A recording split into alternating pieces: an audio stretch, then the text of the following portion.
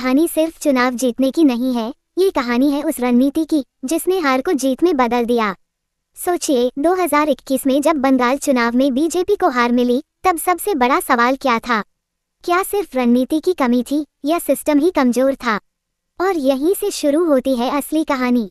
पहला किरदार अमित शाह। हार के बाद उन्होंने सबसे पहले क्या किया?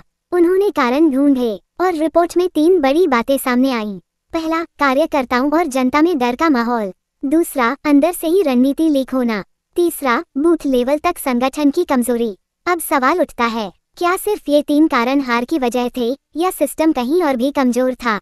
यही एंट्री होती है दूसरे बड़े किरदार की, सुनील बंसल। 2023 से ही ग्राउंड पर काम शुरू कर दिया गया। एक एक जिले, एक एक बूथ पर पकड़ बनाई गई। लेकिन असली गेम यहाँ था, माइक्रो मैनेजमेंट। हर जिले में लोकल प्रभारी के ऊपर एक बाहरी प्रभारी लगाया गया ताकि अंदर की जानकारी बाहर न जाए और रणनीति लीक न हो। अब सोचिए, क्या ये कदम जरूरी था या पार्टी के अंदर भरोसा ही नहीं बचा था? इसके बाद तीसरा बड़ा कदम, 1000 से ज्यादा बैठकें, हर वार्ड में ऑफिस, हर बूथ पर नेटवर्क। मतलब चुनाव सिर्फ रैली से नहीं, सिस्टम से जीता गया। अब आते हैं तीसरे और चौथे किरदार पर, शिव प्रकाश सिंह और भूपेंद्र यादव। इनका काम था पूरे सिस्टम को जोड़कर रखना, ग्राउंड रिपोर्ट सीधे ऊपर तक पहुंचाना। और पांचवा चेहरा, सुवेंदु अधिकारी, जिन्होंने ग्राउंड पर सबसे ज्यादा एक्टिव रोल निभाया।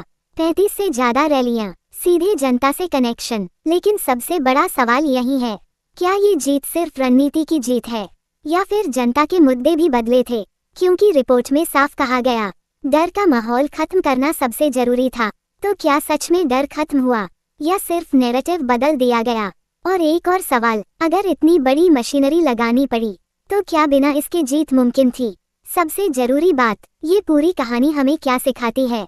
सिखाती है कि चुनाव सिर्फ चेहरों से नहीं जीते जाते, बल्कि ग्राउंड लेवल की प्लानिंग, डेटा और सिस्टम से जीते जाते हैं।